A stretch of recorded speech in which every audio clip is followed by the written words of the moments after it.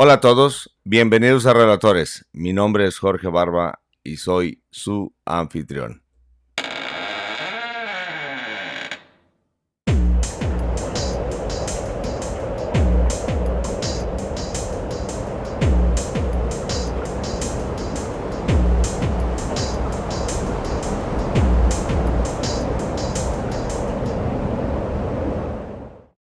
Este sería el episodio número 36 y el día de hoy hablaré acerca de un tema que es controversial y se trata de la esclavitud y de los apellidos que llevaban los esclavos y cómo es que les llegaba y así. Pero antes de eso me gustaría mostrarles y leer un poco acerca de un estudio que hizo un buen escritor acerca del tema y dice de la siguiente forma. Revisado por Frank Arellano, profesor de historia y maestro de lingüística. Y dice lo siguiente. ¿Qué es la esclavitud, no? La esclavitud es una relación social en la que unas personas, los esclavos, se hallan subordinadas y son propiedad de otras, los amos. Tal relación de subordinación implica que los esclavos están sometidos a la voluntad de sus dueños, quienes controlan todos los aspectos de su vida.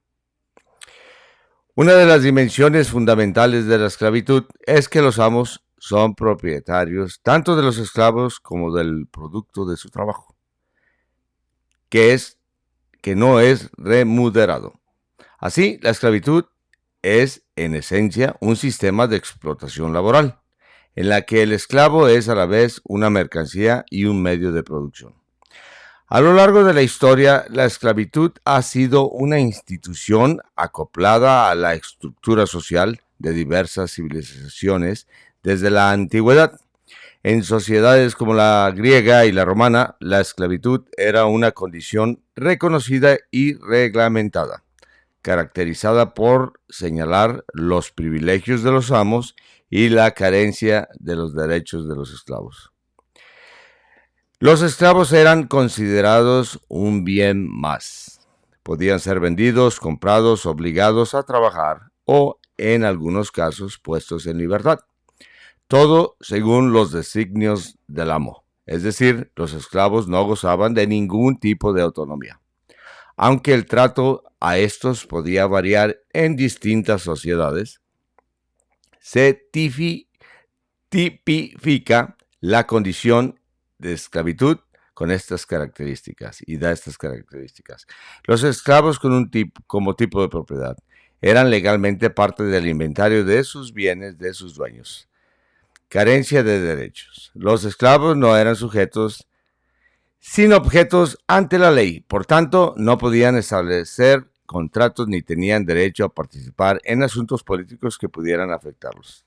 Despojo de su libertad sin permiso del amo, las personas esclavizadas no podían desplazarse de un lugar a otro, tampoco casarse ni escoger los oficios en los que debían desempeñarse.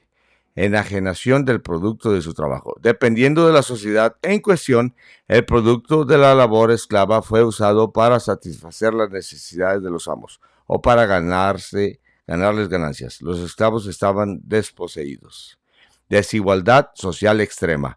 En la esclavitud se reflejaron diferencias abismales de derechos, libertades y estatus entre los amos, ubicados con privilegios en la cima de la pirámide social, y los esclavos, objetos de explotación y de discriminación.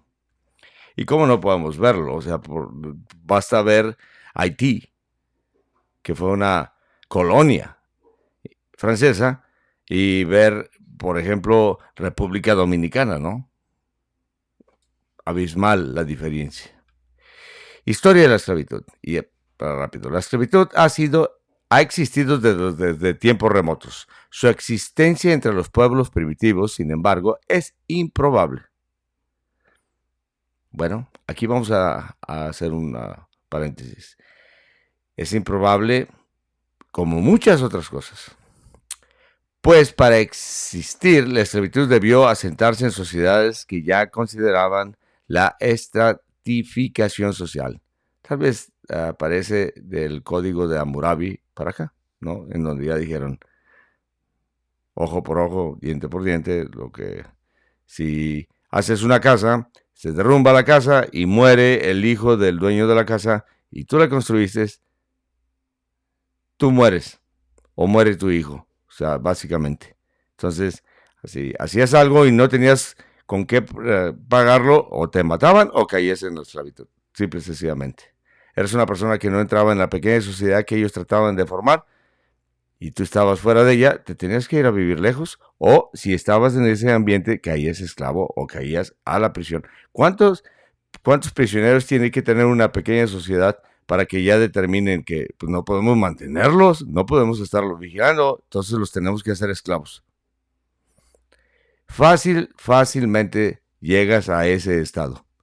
Así, el origen de la esclavitud se sitúa probablemente en la transición hacia el periódico neolítico, hace 10.000 años. Para entonces, diversas comunidades desarrollaron nuevas fuerzas productivas, como la agricultura, la domesticación de animales, etcétera, lo que generó excedentes económicos y división de trabajo, precisamente. La división de trabajo produjo jerarquías sociales entre los individuos que administraban los excedentes producidos y aquellos que debían continuar trabajando con sus amos, haciendo tareas físicas. Luego, con la expansión de estas sociedades agrícolas a través de conquistas militares, se capturaban miembros de estas comunidades sometidas, que aumentaban la mano de obra disponible para las sociedades conquistadoras. De modo, el fenómeno de la esclavitud se extendió por el mundo de la mano del desarrollo de las civilizaciones. Tú tratabas de hacer una sociedad en la que trabajas y de tu trabajo los frutos te llegan nómadas o te llegan personas que quieren todo gratis. Llega un momento en que te organizas, haces una pequeña milicia, un pequeño ejército. Ellos ya están organizados en una pequeña, como se dice, gavilla de bandidos. Las primeras guerras, los primeros choques. El que gana queda en la cabeza y los obtiene. ¿Para qué? ¿Para mantenerlos o tenerlos ahí encerrados? No, esclavitud, por supuesto. Ya expander la esclavitud para la misma protección de una sociedad, de una área, eso ya es aparte de eso. En la esclavitud en la Edad Antigua. La esclavitud existió en todas las grandes civilizaciones de la antigüedad: Mesopotamia, Egipto, India, China, Grecia y Roma. De hecho, fue en estas últimas donde la magnitud y la importancia económica de la esclavitud fue preponderante. Tanto en la antigua Grecia como en Roma, la esclavitud fue una institución reglamentada y muy extendida. Esto las llevó a ser ejemplos del denominado modo de producción esclavista en las ciencias sociales. El modo de producción esclavista del mundo grecorromano significó que la economía, producción de bienes y disponibilidad de servicios en estas civilizaciones era en gran medida el resultado del trabajo del esclavo. Los esclavos eran usados como medio de producción en las labores agrícolas de los campos, así como en las minas, en los talleres artesanales de las ciudades, en la servidumbre doméstica, en el ejército, entre muchas otras actividades. La mayor parte de los esclavos de Roma provenían de sus victorias militares, esclavos de guerra. Al interior de su sociedad, las personas también caían en la esclavitud al tener deudas sin cancelar, por supuesto, o si decidían venderse. O sea, por supuesto, otros podían ser castigados por algún delito grave. Por último, había esclavos que heredaban esta condición de sus padres. Es curioso ver cómo ellos mismos se encuentran en un callejón de que no se puede evitar la esclavitud. No se puede evitar. Y que la podamos nombrar o calificar de una manera diferente actualmente. O sea, en el término de esclavitud, como lo están llamando ellos, hoy en día, supuestamente, la última vez que revisé, había 50 millones de seres humanos que eran esclavos, hoy en día. Más aparte, todos los que en realidad, en este neofeudalismo que existe, somos esclavos, en cierta manera. Entonces, es muy interesante. Donde la esclavitud tomó auge fue en el mundo islámico, especialmente en la costa este del continente africano. Allí los comerciantes árabes participaron de la trata de esclavos mediante las redes comerciales que unían las costas del Océano Índico. Por supuesto, Mahoma o Mohammed, como le dicen, era un ferviente admirador de la esclavitud. Esclavitud africana y colonialismo. La era de la expansión europea trajo consigo el auge del comercio de esclavos negros. El establecimiento de colonias, ¿no?, con grandes plantaciones agrícolas en el continente americano precisó de la ampliación de la mano de obra para la extracción de materias primas como el algodón, tabaco, caña, azúcar, etc. Así, entre los siglos XVI y XIX, millones de africanos fueron capturados y llevados a América como esclavos. Un hecho.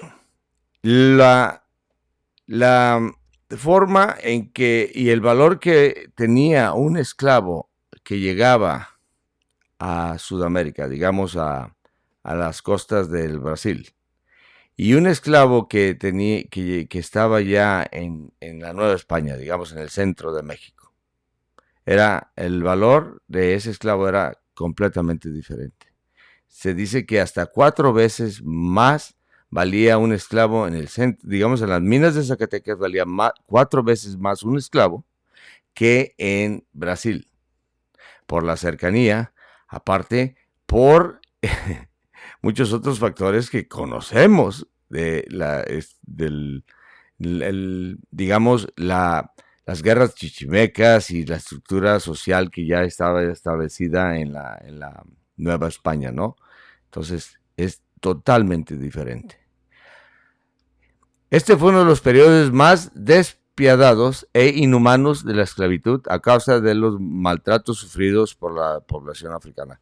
Aquí es donde siempre se enfocan en la población africana, a pesar de que todas las civilizaciones y las razas y etnias y lo que tú quieras han sido esclavas. Estos son los últimos, gracias al trabajo excelente que hicieron los del Islam y los judíos vendiendo esclavos, y los judíos, criptojudíos como lo sabemos, pues, y luego ya al apoderarse los ingleses, gracias a que apoyaron a Felipe IV en las guerras de sucesión contra los de Austria, pues sabemos de antemano que fue el goce tremendo de la esclavitud que hubo. Cosas históricas, ¿no? La abolición de la esclavitud. Diversas sociedades buscaron erradicar la institución de la esclavitud a lo largo de la historia. Por ejemplo, los alcances de los decretos emitidos por algunos gobernantes en la Edad Media comprendieron logros temporales o muy reducidos. Habría que esperar a finales del siglo XVIII y XIX para observar el surgimiento de movimientos abolicionistas y que lucharon por proscribir la esclavitud. Algunos hitos producto de las revoluciones y procesos de la independencia en la modernidad fueron la prohibición del comercio transatlántico de esclavos por parte del Parlamento inglés y la abolición después de que en los Estados Unidos empezó a haber el auge, ya que se había separado en forma las 13 colonias de Inglaterra, ¿no? Y la abolición definitiva de la esclavitud en Chile en 1823. En otros países americanos la abolición tuvo un carácter gradual, pero fue decretada por la Ley de Colombia en 1851, en 1853, en Venezuela, Perú, y aquí lo digo, hay un libro llamado México Bárbaro, el cual habla acerca de la despiadada esclavitud que sufrieron los indios de Sonora, que serían los yaquis, cuando eran esclavizados en pleno siglo XX y llevados a trabajar forzosamente como esclavos al sur de México. Qué avance, ¿no? Esto es ridículo. La esclavitud siempre ha sido un tema ridículo. ¿Por qué? Porque es un negocio. Entonces, bueno, y aquí ya me brinco de más porque ya aquí ya empieza con la esclavitud moderna. Y quiero entrar en el contexto histórico. Y algo que me lleva a lo siguiente, y lo que me voy a enfocar, es cómo es que la esclavitud en la Nueva España y en los reinos y los virreinatos se veía y cómo es que los esclavos tenían ciertos derechos, se puede decir, llevaban ciertos apellidos. Es un tema muy interesante que a mí siempre se me ha hecho y me gustaría hablar acerca de eso. Y hice un pequeño, unos pequeños puntos para mostrar unos documentos y hablar acerca de ellos. Y aquí empiezo con el primero. ¿Qué apellidos llevaban los esclavos? ¿Okay? Estamos hablando de, obviamente, si tú puedes ver a todos los jugadores de básquetbol en cualquier equipo de la NBA, ves que todos se apellidan Johnson, Jackson y eso, y son negros. Es obvio que a ellos, en sus ancestros, tomaron apellidos de sus esclavistas en cierto caso, o tal vez bautizados. Entonces, este no es un fenómeno nada más de los hispanos. Pero me voy a enfocar a lo que es que yo puedo demostrar con documentos, ¿no? De cuándo parte, ¿no? Y la respuesta que digo es, sin importar su raza o casta, los esclavos llevaban los apellidos de sus amos en la mayoría de los casos. Especialmente si les nacían a esclavos que ya poseían. Porque los apellidos no significan nada. Los apellidos simple y sencillamente dan un entendimiento al lugar en donde viven y del linaje que proceden.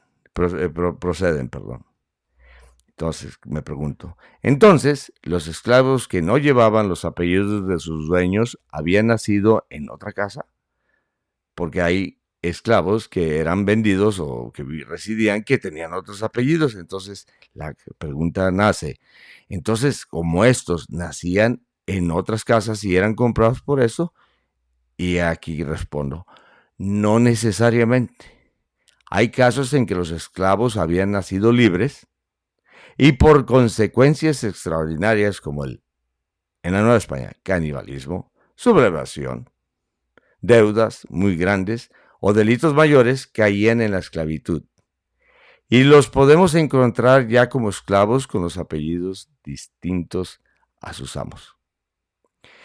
Y voy a dar un ejemplo que se me hizo súper interesante, que me hizo que tomara más interés de lo normal en este punto, y es por eso que voy a hablar, que es el ejemplo de Francisco Jasso y su proceso en la Inquisición, ¿no?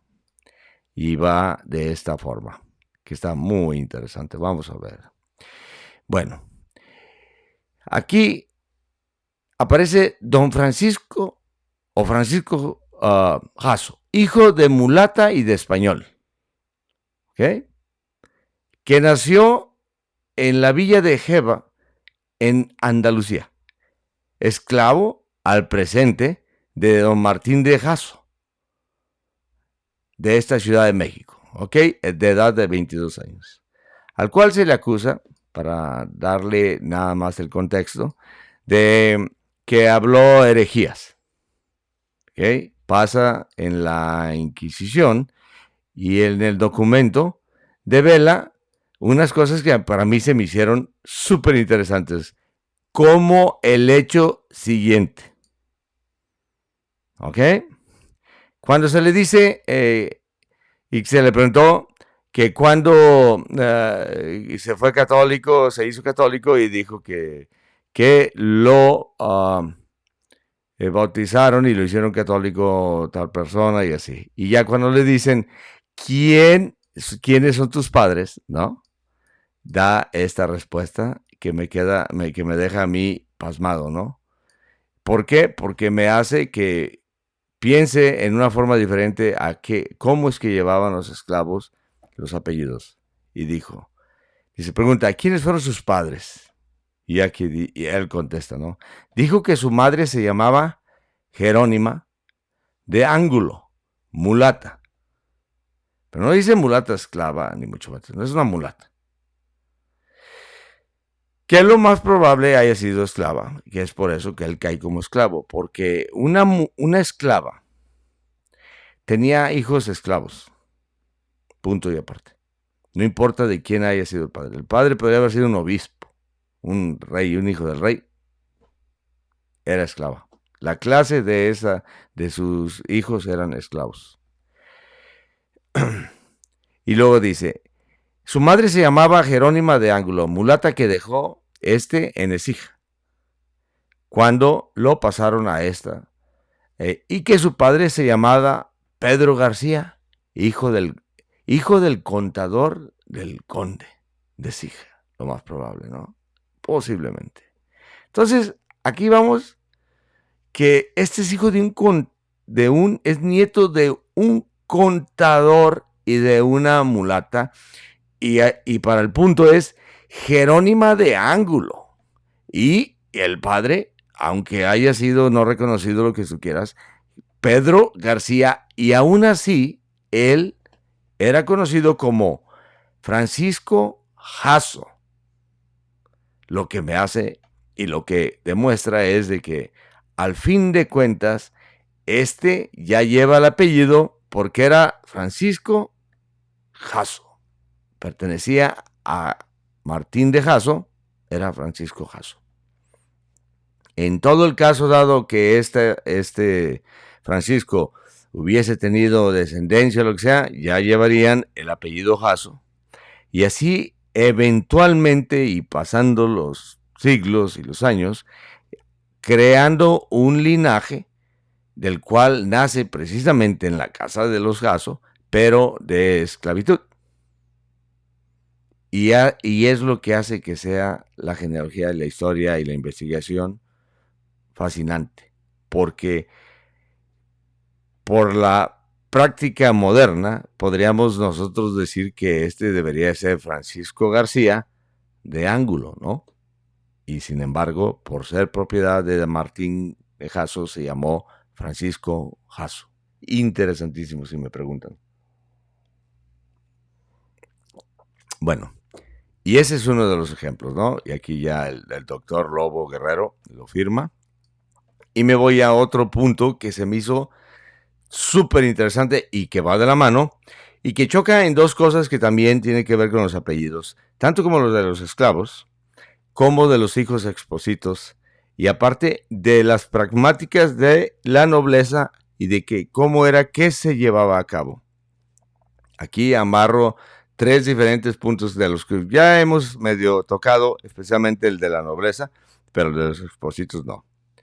Y así dice, el ejemplo de los hijos expósitos y apellidos. Y ya comento que en el testamento de doña Ana de Salazar y Méndez, hija de don Jerónimo Pérez de Salazar, alférez mayor, y de doña María de la Carrera en la Puebla de Los Ángeles, ella en su testamento declara lo siguiente, que es fascinante.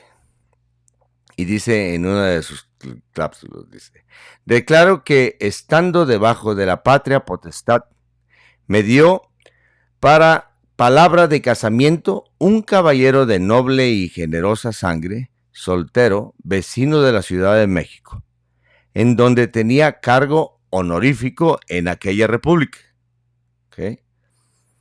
De cuya palabra, mediante haber de las dichas calidades referidas, y con quien libremente pude contraer matrimonio, tuve amistad con el susodicho, y estando para ejecutarse dicho matrimonio, le dio aceleradamente un accidente tan violento que falleció, por cuya causa no tuvo efecto dicho matrimonio. Y durante dicha amistad hubimos y procreamos por nuestro hijo natural, el dicho don Juan Cortés. Ojo. No da el nombre del caballero, puesto que no lo puede dar porque no puede deshonrarse. Ella, del apellido ya dicho, Salazar, Méndez y de la Carrera, y le llama don Juan Cortés, está hablando ya de su hijo, el cual ha corrido con este apellido mediante que al tiempo que nació, por no poder yo criarlo ni tenerlo en mi compañía, por mi honor y ser de la nobleza y calidad tan notoria en esta ciudad. Y aquí toca el punto de la cómo era de que en pretensión se le puede decir, o en la guarda de la honra familiar y de los linajes, que se cuidaban mucho del qué dirán, porque esto era una vergüenza. Cuando una mujer caía en este estado, aunque ella se justifica en una manera, bueno, no creo que todos sean de esta misma manera, muy especial, ella acepta su desliz, a pesar de que ya se iba a casar, no se logra y ella no puede tener al hijo. Aún así, se lo deja a una persona de apellido Cortés, porque para salvar su honra, la de su familia, su nobleza, su linaje, no puede cuidarlo y se convierte en un hijo esposito. ¿Cuántos no nacen ya de ahí el linaje de un Juan Cortés, que de ahí en adelante ya sus hijos y sus descendientes pueden haber ya llevado ese apellido de Cortés, sin embargo haber pertenecido al linaje de su padre y al de su madre, y aparecer ya como en una casa con un apellido? Recuerdo muy claramente un ejemplo que se dio con los Reynoso y que Eric Reynoso descubrió acerca de cómo hay unos Reynoso y unos Loza que no son legítimos. Es en un caso muy familiar como esto. Y él lo resaltó, ya que muchos estaban utilizando ese linaje para unirse y para hasta solicitar esto que estaban haciendo de las, ¿cómo se le llama?, de la ciudadanía sefardita y todas esas cosas, por ese linaje, y era un linaje que no pertenecía. Entonces, aquí es un claro ejemplo de eso. Don Juan Cortés, el cual ha corrido con este apellido mediante a que al tiempo que nació, por no poder yo criarlo ni tenerlo, en mi compañía por mi honor y ser de la nobleza y calidad tan notoria en esta ciudad, me valí de María Cortés, matrona, que fue de esta ciudad, para que lo cuidase, a quien pagué abundadísimamente su crianza, y habiéndole con todo lo que era necesario para el efecto que compró entonces una esclava. O sea, de tanto que le pagó a esta María Cortés, compró una esclava nombrada Catalina Barba. Y aquí ya empieza al punto que voy.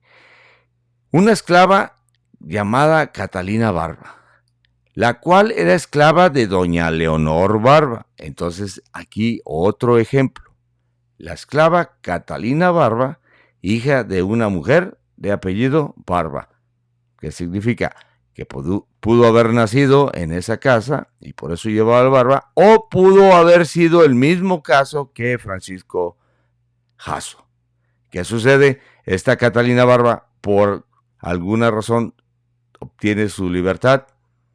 Aún así casa, porque no se era prohibido. Ella como esclava podría haber casado, tener hijos esclavos obviamente, pero eventualmente ellos libres, o tómale la genealogía que tú quieras y acabas tú con un linaje de barbas que pertenecen a esta línea y es parte de la genealogía. No, el apellido no significa nada más que significa lo que te tiene que significar en el linaje al cual tú lo puedes unir o pertenecer. Y continuamos, ¿no? Y aquí ya me voy a otros que tienen que ver mucho también con los apellidos, que son los esclavos y criados que llevaban los apellidos en el Perú, por ejemplo, de los Barba, ¿no? Y aquí hablan acerca de todos estos Barba que están en el Perú, ¿no? Y hablan acerca de que... ¿dónde es donde? Es en el siguiente. Para no... no, espérame, me voy atrás poquito y leo de aquí en adelante. Dice ser Ruy Barba, ¿no? Dice, preguntando si tiene noticia que haya habido en esta ciudad algún otro Ruy Barba. Se está hablando, ¿no? Si hay otro Ruy Barba o nomás el que está presentándolo, ¿no? Ruy Barba, después que se acuerda, ¿no? Y luego dice que no sabe ni tiene noticia que haya habido otro Ruy Barba en esta ciudad, preguntando si tiene noticia que alguna persona que haya pasado a las Indias y pueda dar alguna noticia de los que se ha preguntado. O alguno de los caballeros, y aquí ya es donde va a comentar lo siguiente, ¿no? Barbas o pariente tendrá noticia de lo referido, y dijo que habiendo conocido este declarante muchos caballeros deudos suyos de Ruy Barba en las dichas Indias del apellido Barba, sabe que no ha vuelto ninguno a España. O sea, todos los Barba que llegaron al Perú, de Ruy Barba y de García Barba de Coronado y todos ellos, se quedaron ahí, incluyendo los de Carmona y eso. Quedaron ahí. Y él dice, no sé de cuál se haya revuelto y luego regresado, dice. Y dice, ¿qué del apellido Barba de los que viven en esta ciudad podría dar noticia alguna de don Alonso Barba, presbítero, hermano de don Juan Barba y de don Jerónimo Barba de Mendoza, de don Juan Lazo de la Vega y Barba y su hermano don Cristóbal Lazo Barba y de don Alonso Barba, capellán de la capellanía de San Antón, de don Pedro Barba, de don García de Sotomayor, de don Juan Caro de Consuegra, su hermano, de don Alonso Tamariz de Monroy, todos ellos pertenecientes a estos Barba, y de sus y del mismo nombre, ¿no? Y sí, don Jerónimo de la Cueva y Barba, y de don Gonzalo Tamariz de Guzmán y Barba, de don Juan Barba de Bordas, caballero del hábito de Santiago, de Talavera, perdón, que es cabeza de los Barba y tiene papeles de este apellido, ¿okay? Presentado, si no tiene noticia y sabe que haya distinción en el apellido Barba en esta ciudad, que si hay distinciones entre varios Barba. Y dijo que todos los Barbas de esta ciudad son unos. Que si alguno ordinario de este apellido era por haber sido esclavo o criado de los de este apellido, como ya hoy sucede, ¿no? O sea, dice, esta gente es la gente que lleva el apellido Barba en Perú, ¿no? En Quito y en Lima. Si hay otros Barba, es porque eran de los esclavos o de los criados que tomaron el apellido. Entonces, tanto esclavos como criados podrían llevar el apellido y nacen distintos linajes que a través de los años se van y ya llegan a un momento en la historia en donde hoy en día puede una persona decir soy de Perú y soy Barba, digamos, y tratarse de conectar y no te conectas. O llegas a un momento en que no sabes a dónde llega ese linaje precisamente. Y lo mismo ya pasas a España y tal vez la falta de documentación allá sea más crítica, pero el caso es de que el apellido que lleva una persona o aún un linaje tiene un inicio y una razón, y es una de las razones porque la genealogía es tan complicada. Agréguenle al hecho de que estos que están aquí no descendían de los mismos Barba. Yo lo sé de antemano, pero ellos los señalaron a todos como son los mismos. Por decirlo así, porque todos venían con linaje limpio de esas distintas poblaciones, ¿no? Pero aún así hay una diferencia aquí entre los de Carmona, ¿okay? Y unos que eran de Córdoba, que están ahí metidos, que eran los Mendoza, y los que son de Baena, ¿no? Se puede decir. A los cuales pertenecía el que era caballero del hábito de Alcántara, don Juan de Barba de Bordas. Bueno, nos vamos al siguiente caso que se me hizo también muy interesante, ya un poco más llegado, ¿no? Y que era también algo que comúnmente se sabe y la gente lo comenta, es que si eran todos los esclavos negros nada más. Y la respuesta que doy yo es que no. En muchos casos eran hijos de blancos con negras. Y blancos diciéndoles en la forma más genérica, blancos, ¿no? Con negras o mulatas esclavas. Y la genética blanca se les manifestaba en mayor caso, ¿no? Se puede ser. Y aquí está el caso en que don Juan de la Banda, vecino de esta ciudad, a quien doy fe que conozco, otorga que vende con efecto para siempre jamás a don Joaquín Dongo, también vecino y mercader en ella, es a saber, un mulato esclavo llamado Antonio Román de la Reda, color blanco,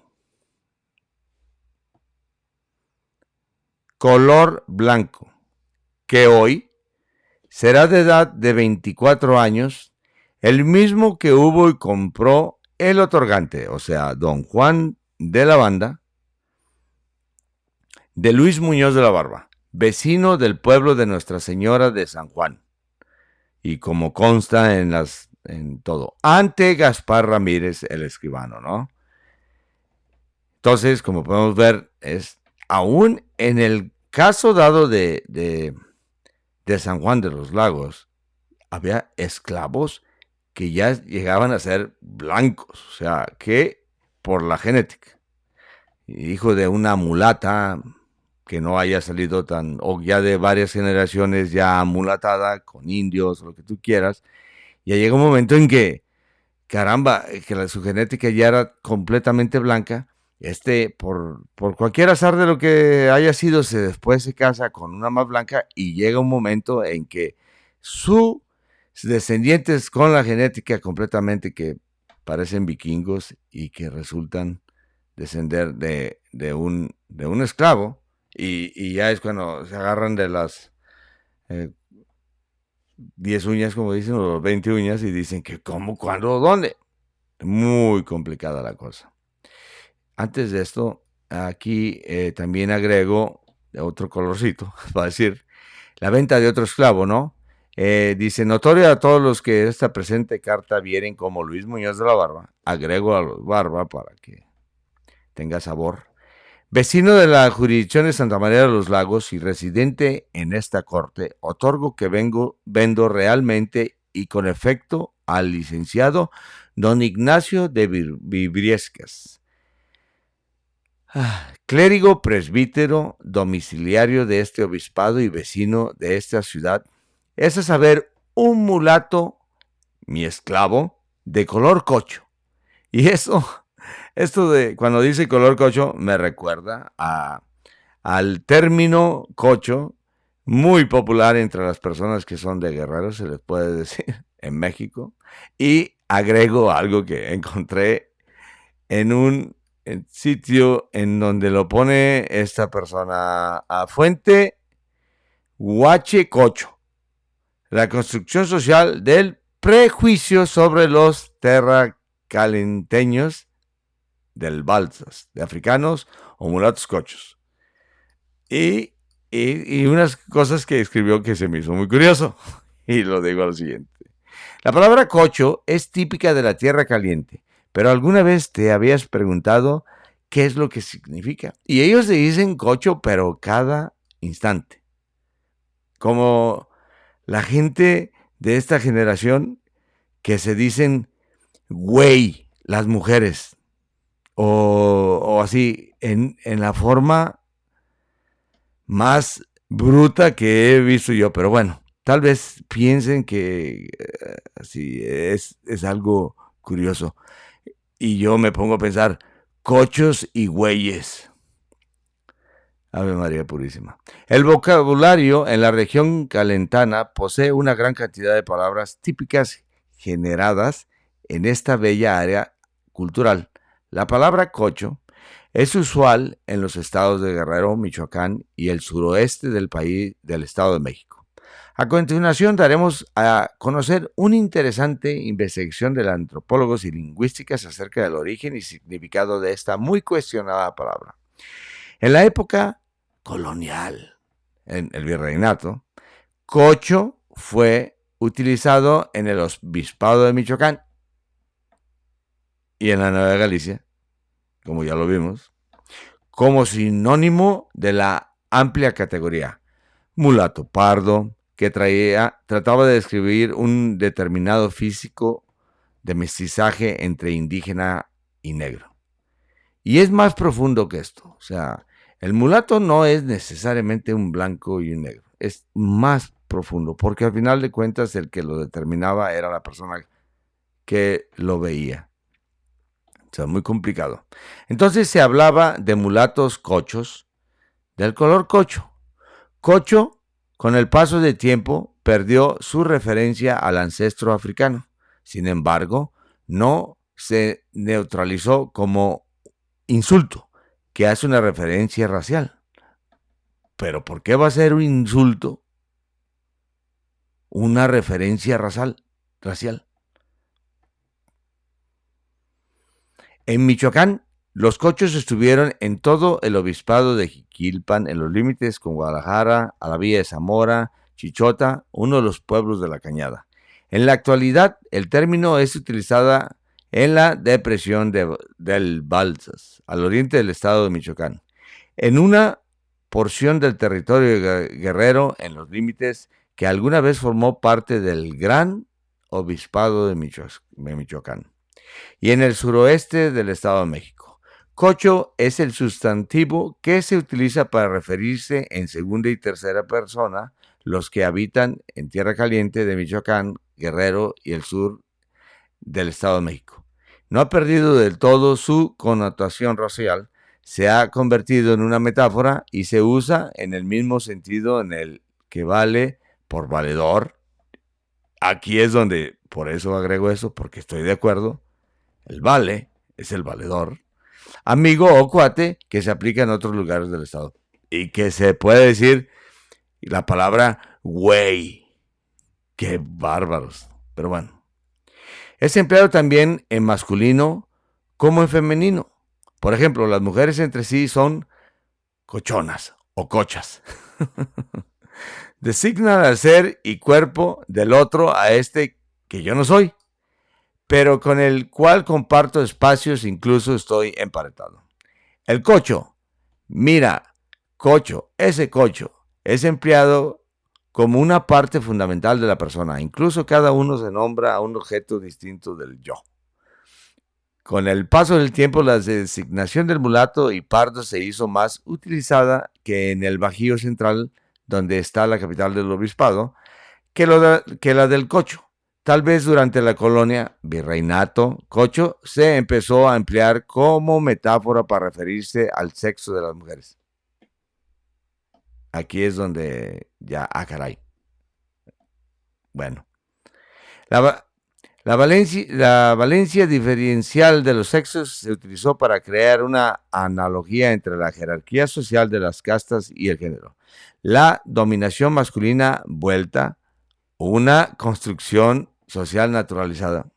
Se me hace que aquí ya paro, porque ya están estos en su... Una Construcción social. Ajá, ey, ajá. Qué curioso, ¿verdad? Bueno, y aquí brinco a otro que va de la mano acerca de los indios esclavos y cómo estaban a la merced de esto mismo, de que caían a ciertos lugares y que podían ya cuando menos acordar amanecer con apellidos y nombres, ¿no? Y esto siempre me ha gustado leerlo porque es algo bien interesante acerca de lo que dijo don Luis de Velasco. Y esta es una orden acerca de las personas que abusaban y trataban de engañar y engañaban a los indios para llevárselos a trabajar gratis. Porque va de la mano con lo que se dice de una esclavitud generalizada que hubo en la Nueva España y pobres de los indios. Vean esto.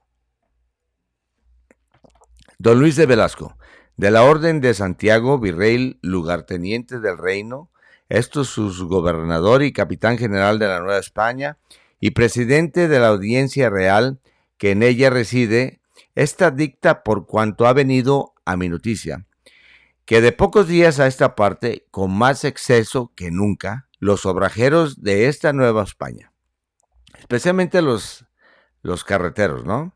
Dice, y otras personas, y particularmente que han tomado esto por granjería, o sea, que hacían billetes con eso, con notable género de codicia, andan por los pueblos y caminos y por todas partes a coger indios e indias, muchachos y muchachas, y unos llevar por fuerza y los cautivan y otros por engaño, y estos los traspasan y venden a viajeros y panaderos y obrajeros y otros oficios, y está ya en un uso de dar por cada indio traidor, o sea, que lo traen, y cogido en esta forma 34 pesos. Ya estaban pagando 34 pesos por cada indio. En cuanto al valor de un esclavo negro, en esa época era alrededor de 200 pesos, y a un indio valía 34. ¿Por qué? Porque era una venta rápida, porque eso no iba a durarles mucho. Entonces, aún así les valía, ¿no? Otros motivos de la misma codicia fundan obrajes con indios presos de la propia suerte y por otros medios, y luego le venden y traspasan por cada indio, dan del traspaso 80 y 90 pesos. Y acá en que por un indio que den 1 peso, 6 reales y menos de la dicha cantidad, 3 pesos, con que bestialmente se reducen los dichos indios a esclavos. Y hay aquí prueba, por eso lo agrego, contundentemente. No existía la esclavitud espontánea. Era prohibida completamente, especialmente para los indios. Entonces, ¿cómo llegaban los esclavos a la Nueva España? Por la necesidad de trabajadores, en donde entraron a un mundo en los esclavos pocos que había, pues esos eran los esclavos que habían, con las suertes que tenían los que se sublevaban y habían esclavos de guerra, y tenían la necesidad de traerse esclavos. Los esclavos que los musulmanes vendían a los judíos y a los conversos que estaban adentradísimos en ese negocio y que después llegaban a la Nueva España. Y que gracias a Dios no pudieron hacer lo que querían hacer las familias como los Carvajal y todos esos que se fueron al norte de México, que su intención verdadera era el adentrarse en esas tierras para suscitar a los indios a que se rebelaran y esclavizarlos en uno de los negocios que se les cebó, como dicen en mi tierra, bendito Dios, más grandes que se hayan podido imaginar, porque haya sido una cantidad tremenda de personas que hayan caído en la esclavitud gracias a estas personas desalmadas y que todo lo hacen por el interés al dinero. Pero bueno, continúo con eso. Y que ya hemos hablado en este tiempo. Dichos indios esclavo ni a perpetua esclavitud. Y en ello y no en los demás pertrechos se fundan los dichos traspasos y ventas, de que con evidencia resultan tantas ofensas a Dios y agravio continuo a los naturales. Por tanto, el presente mando que de aquí en adelante ninguna persona de ninguna calidad, condición que se traspase, ni venda indio, ni lo reciba, ni lo compre, por ninguna vía, causa, ni razón, ni color de que se traspasa todo el obraje y pertrechos con ello, ni en particular los obrajeros, panaderos y otras personas de otros oficios de granjerías reciban indios ni muchachos a sus casas, haciendas, obrajes de manos de otros particulares, personas, y so pena que por la primera vez en cualquier persona incurra vendedor y comprador, sea condenado a 100 pesos de oro común por cada indio, de que llevare o diera interés ni hiciere traspaso, aplicado por tercias partes a la cámara del juez y al denunciador. Una vez más, se dividía y el denunciador era el que marcaba la pauta. ¿Cómo funcionaba esto? Y por la segunda, la misma pena y destierro preciso por 6 años del pueblo donde decidiere y recibiere el traspaso, lo cual y se ejecute irremisiblemente sin alterar ni arbitra en la pena, y porque el comercio y las contrataciones, compras y ventas de los dichos obrajes no se impida, mando que de aquí en adelante los contratos, compras y ventas que se hicieren de los dichos obrajes se celebren y hagan ante las mismas justicias donde estuvieren los dichos obrajes. Ahí mismo, declarado por un escribano y todo eso. La Nueva España funcionaba con todo lo que el ser humano intenta hacer en la chanchulla y en la, pues tú sabes, en la tranza, como dicen en México, pero de que lo hacían poco a poco y en su nivel era una cosa magnífica.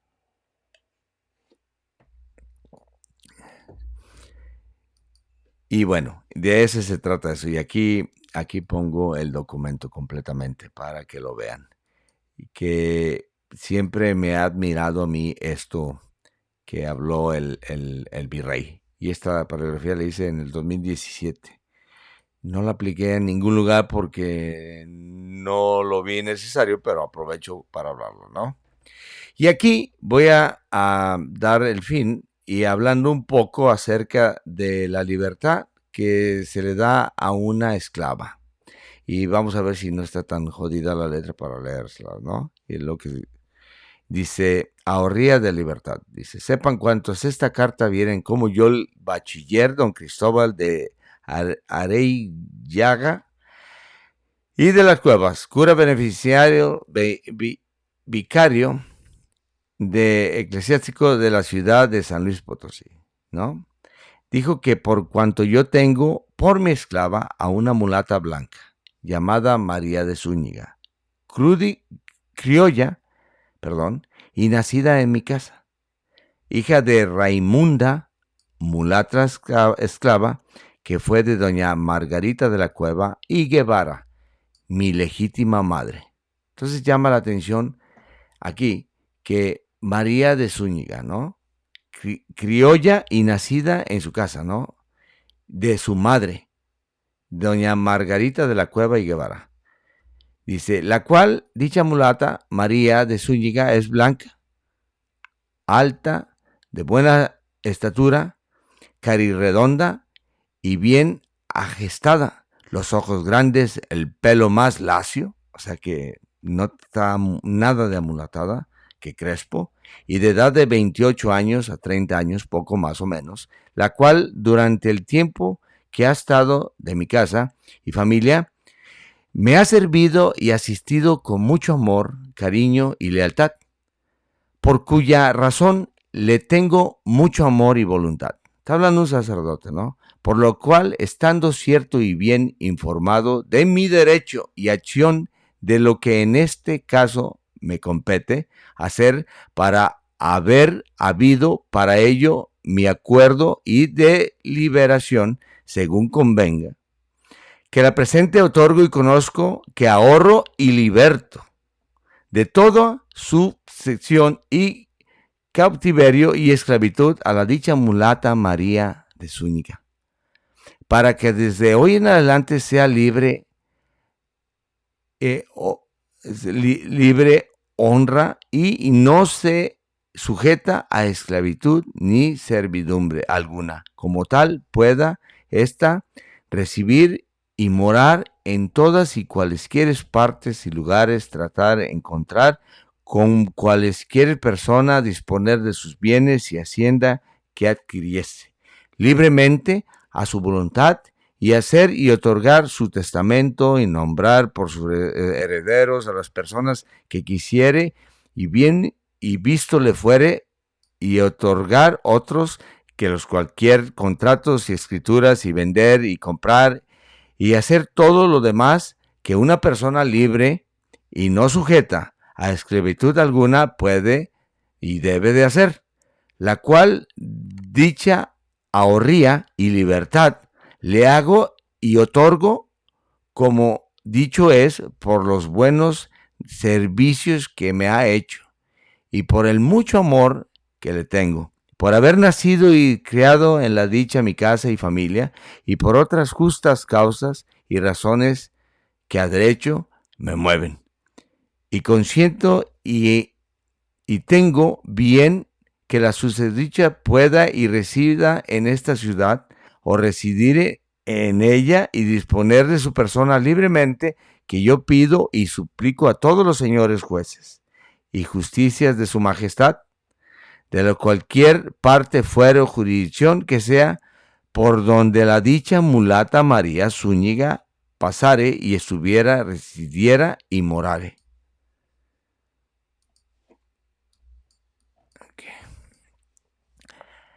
La dejen pasar, estar, residir, morar, contratar libremente, y usen con ella como persona libre y no sujeta a cautiverio ni servidumbre. Porque así consiento y es mi voluntad, y me desisto y aparto del derecho, acción, propiedad y señorío que contra la susodicha tengo y me pertenece, y me obligo a hacer por firme lo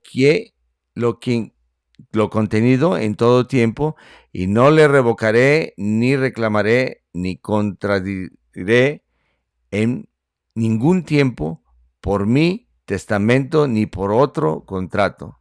Aquí tiene que especificar bien, porque después hacían otro testamento en la que no, siempre no. Entonces está reafirmando.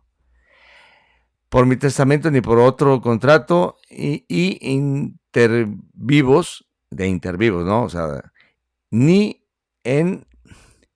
venderé contra ello, ni por ninguna causa, motivo ni razón que sea, para cuyo cumplimiento y firmeza obligo mi persona y bienes sabidos y por haber, y con ellos me someto a los jueces y justicias que a mi causa puedan y deban conocer. Renuncio a mi fuero, jurisdicción, domicilio, vecindad y la ley sin conventin, capítulos, prelagios y constituciones que me favorecen con la general del derecho, para que ello me compelan y apremien, como si fuese por sentencia definitiva de juez competente, dada y pronunciada en autoridad de cosa juzgada, en cuyo testimonio otorgo la presente ante el presente escribano de su majestad y público, y testigos en esta ciudad de San Luis Potosí de la Nueva España,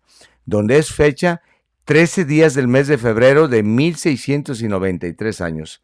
El señor otorgante, a quien yo, el escribano, doy fe, conozco, lo otorgo y firmo, siendo testigos el licenciado Antonio de Agama, clérigo de menores órdenes, don Juan, y aquí sería Torres y Villasana, y Juan del Río, presentes, vecinos de esta ciudad, y firman todos.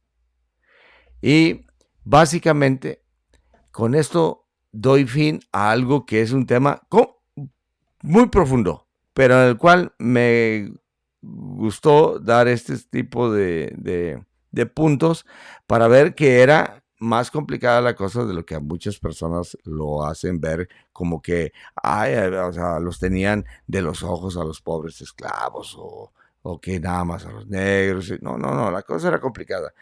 Existía mucha voluntad de las personas y cada caso de esclavitud era independiente y de la región tenía que ver mucho. Entonces, esto es todo por este capítulo, al cual quería ser breve y al final de cuentas se hace en una hora, pero para esto es este foro de relatores. Que la pasen bien.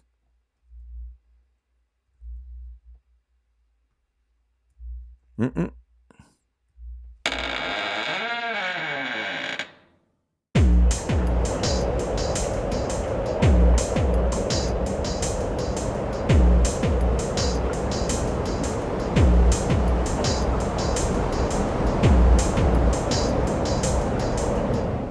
No se les olvide suscribirse, darle me gusta y compartirlo.